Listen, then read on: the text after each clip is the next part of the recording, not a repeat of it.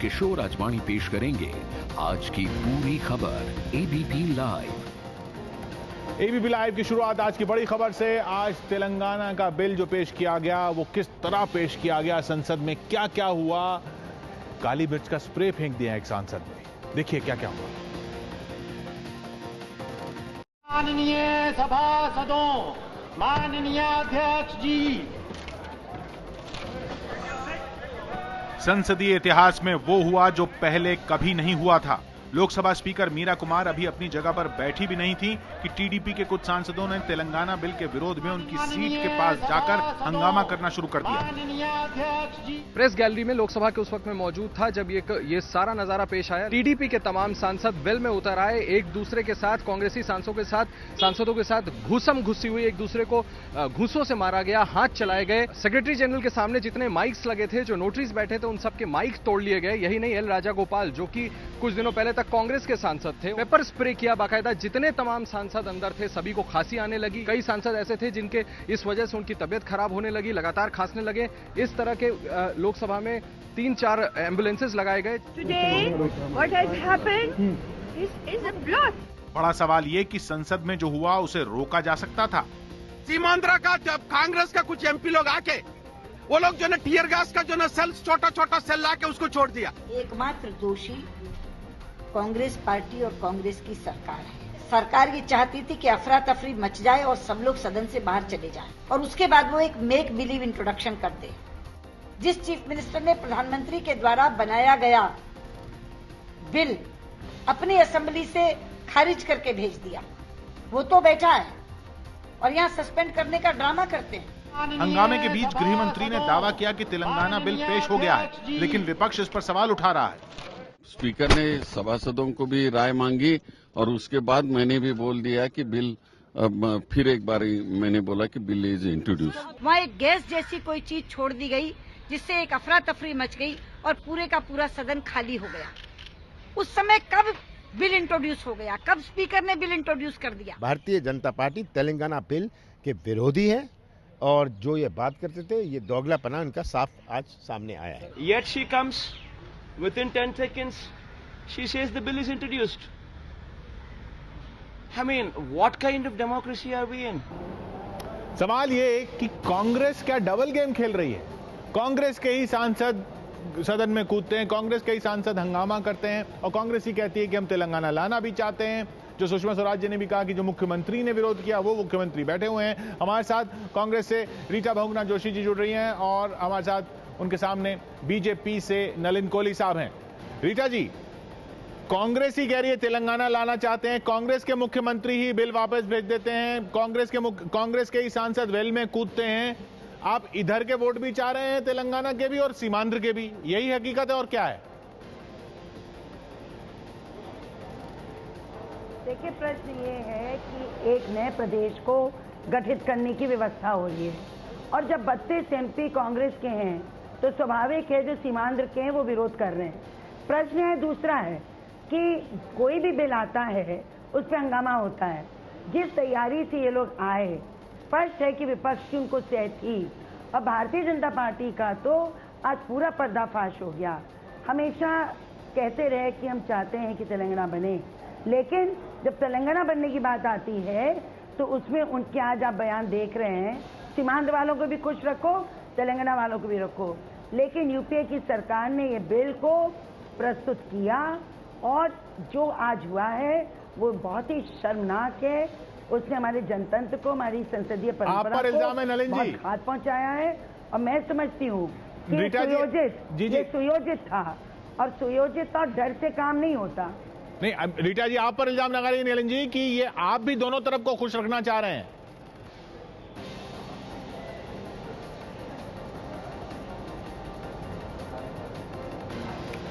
आज संसद में जो हुआ है न केवल संसद की गरिमा को बिल्कुल उड़ा देता है या गिरा देता है, साथ ही साथ ये मुझे लगता है विश्व में और भारत की जनता में संसद के एक ऐसे रूप को प्रस्तुत कर रहा है जिससे संसद की विश्वसनीयता बहुत दूर तक उसको ठेस पहुंची है। और रीटा जी आज इस पे राजनीति कर रही है। मुझे कम से कम ऐसी अपेक्षा रीटा जी से नहीं थी। ये एक अच्छे राजनीतिक परिवार से हैं। यदि ये भी इस स्तर तक गिरना चाहते हैं कि आज इतनी ठेस पहुंची है लोकतंत्र को और उस पर भी इस प्रकार की राजनीति करे, तो बधाई हो रीटा जी आपकी गंदी राजनीति को। लेकिन नलिन जी, सवाल रीटा जी का ये कि आपकी शय है, पिछले 2 साल से मेरे इनको जवाब देने दीजिए।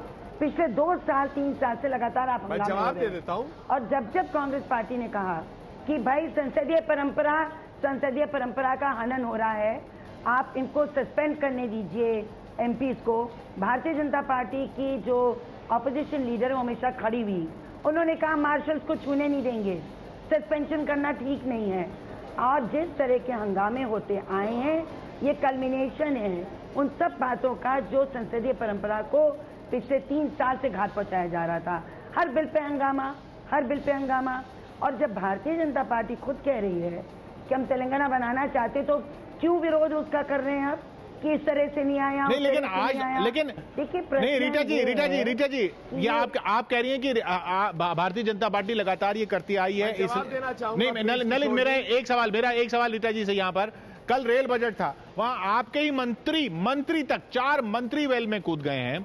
आप भारतीय जनता पार्टी जो करती आ रही है, अब तक कहते आ रहे हैं, अब तो आपके नेता कर रहे हैं। आप अपनी पार्टी में अपने नेताओं को, अपने मंत्रियों को नहीं संभाल पा रहे हैं। आपके मुख्यमंत्री कुछ कह रहे हैं, ये आपकी जिम्मेदारी नहीं है? देखिए, मैं एक बात आप समझिए, जब परंपराएं टूटती हैं और जब दुर्व्यवस्था आती है तो उसके शिकार सब होते हैं। मैं किसी को डिफेंड नहीं कर रही। आज जो हुआ है वो संसदीय परंपरा के लिए सबसे दुखद दिन है। और मैं ये मेरा सवाल संसदीय परंपरा पर नहीं है रीटा जी, मेरा सवाल ये है कि आप तेलंगाना के भी वोट चाह रहे हैं और सीमांध्र के भी वोट चाह रहे हैं। काम किया है, आप कैसी बात कर रहे हैं? बिल हम लाए हैं, लगातार हम संघर्ष कर रहे हैं, मुख्यमंत्री से लेकर कांग्रेस के सांसद भी विरोध कर रहे हैं, परंतु कांग्रेस और यूपीए सरकार अडिग है और बिल को सप्लीमेंट्री के रूप में लाई। प्रश्न तो बीजेपी उठा रही है, ऐसे क्यों नहीं, वैसे क्यों नहीं। सीधी सी बात है कि अगर आप समझते हैं कि वो तेलंगाना के उपेक्षित लोगों के हक में एक राज्य बनना है, तो बनाइए। आखिर कुछ कहना चाहूंगा जी नलिन जी, आपने बना दिया था सिंपल मेजोरिटी से झारखंड बनाया, आपने उत्तराखंड बनाया, छत्तीसगढ़ बनाया, इसको क्यों नहीं बनाते हैं आप? अब बनाने के लिए आगे आइए। और अगर 16 लोग पूरे सदन को पूरे रैंसम पे उठा लेते हैं और हम गर्दन झुका देते हैं, तो फिर तो भाई कभी भी कोई विधेयक आप पारित नहीं करा सकते। नलिन जी, बीजेपी का रुख क्या है? तेलंगाना बनना चाहिए, नहीं बनना चाहिए? मैंने रीटा जी का देश के नाम उद्बोधन बहुत लंबा सुन लिया है और मैं 2-3 विषय अब यहां स्पष्टता से रखना चाहूंगा। पहली बात है कि 1947 से आज तक 50 साल से लंबा इतिहास रहा है कांग्रेस का शासन करने का और देयरफॉर पार्लियामेंट चलाने का। ये अपने सांसदों को चला नहीं पाते। संसद लगातार जो है इस विषय पे इनके सांसद मंत्री लोग इसको रोक रहे हैं। उसके बाद ये इनकी मतलब क्या मैं कहूं, भाजपा बेदोष। आप भूल रही हैं रीटा जी, आपने अभी जो कहा, हमने 6 साल के शासन में 3 राज्यों का गठन किया जहां दोनों तरफ मिठाई बांटी गई। आप आज इतनी गिर गई है संसद में, आपके एक एमपी ने इस हद तक किया, पेपर स्प्रे किया। मार्शल्स को ना लाना मतलब एमपीओ की गरिमा प्रोटेक्ट करना। आप तो अपने पार्टी को नहीं संभाल पा रहे रीटा जी। आप क्या इस देश को राहुल गांधी और सोनिया गांधी जी का नेतृत्व दिखा रहे हैं? यही आपका नेतृत्व है क्या? और उसके ऊपर आप राजनीतिक हम पर आरोप लगा रहे हैं। रीटा जी, शर्म कर लीजिए। आप, मैंने पहले भी कहा, घर से ध्यान से कहा कि आप एक राजनीतिक परिवार के, आप एक विशिष्ट राजनीतिक व्यक्ति रहे और आपको समझ नहीं आ रहा कि किस प्रकार की चोट हो रही है संसद में।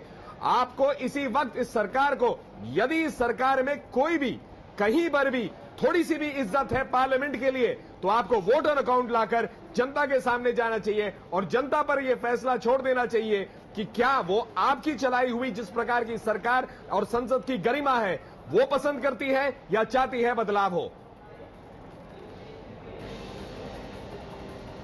जिस व्यक्ति को आप कांग्रेस का सांसद कह रहे हैं, उस व्यक्ति को पार्टी 6 साल के लिए अपनी पार्टी से, कांग्रेस पार्टी से निष्कासित कर चुकी है और हमने अपने 5 सांसद निष्कासित किए हैं। और दूसरी बात, परंपराओं की मत करिए। जिस संसदीय परंपरा को जिस ऊंचाई तक कांग्रेस पार्टी के नेताओं ने पहुंचाया है, उसको बर्बाद किया है पिछले 20 सालों में विपक्ष की पार्टियों ने, हंगामे करके, सदन को ना चलने देकर। ये इस सबके लिए आप लोग जिनकी जिम्मेदारी ज्यादा है। ये संसद के हंगामे की बहस देखिए रीटा जी, कभी कोई पार्टी खड़ी होती है, कभी कोई पार्टी खड़ी होती है। देखिए 4-6 लोग, जवाब दूंगा, अभी वक्त आ गया है कि बहुत सख्त कार्रवाई उन सांसदों के खिलाफ हो, उन सांसदों के खिलाफ। जी आपने कहा बहुत सख्त कार्रवाई होनी चाहिए, बहुत सख्त कार्रवाई हो, सस्पेंड हो, लेकिन सवाल वहीं का वहीं है, सवाल वहीं का वहीं है रीटा जी। नलिन जी, मेरा सवाल आपके लिए भी वहीं का वहीं है, क्योंकि वक्त खत्म हो रहा है, इसलिए वो सवाल का जवाब मैं आपसे चाहूंगा। नलिन जी, तेलंगाना पर बीजेपी किस तरफ है? तेलंगाना बनना चाहिए या नहीं बनना चाहिए?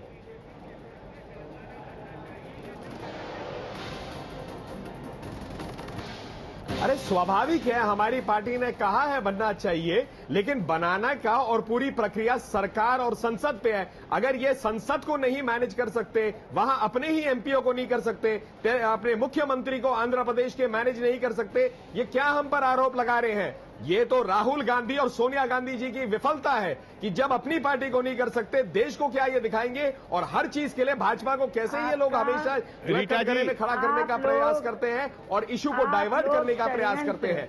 ये आपकी फेलियर है और आप उसके ऊपर ये दिखा रहे हैं कि हमारा फेलियर है। रीटा जी, किस प्रकार की राजनीति कर रहे हैं आप? रीटा जी, मेरा आखिरी सवाल, हमारा कोई षड्यंत्र नहीं हो रहा है। उठ जाइए, आप किस नींद में हैं और आप कहां से ये सपने देख रहे हैं? सवाल नलिन जी, हम लोग इस देश की सेवा में प्रतिबद्ध हैं। हम लोग रीटा जी, सपने नहीं करते। रीटा जी, सीमांध्र के जो लोग विद्रोह कर रहे हैं, सीमांध्र के जो एमपी विरोध कर रहे हैं, रीटा जी मेरा आखिरी सवाल, जो सीमांध्र के जो एमपी विरोध कर रहे हैं, क्या उनको कांग्रेस पार्टी का टिकट नहीं मिलेगा?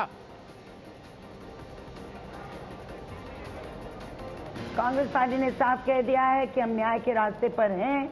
अब टिकट देना न ले देना ये हाईकमान की बात है, लेकिन जिन लोगों ने आज परंपरा तोड़ी वो पार्टी से निकाले गए हैं।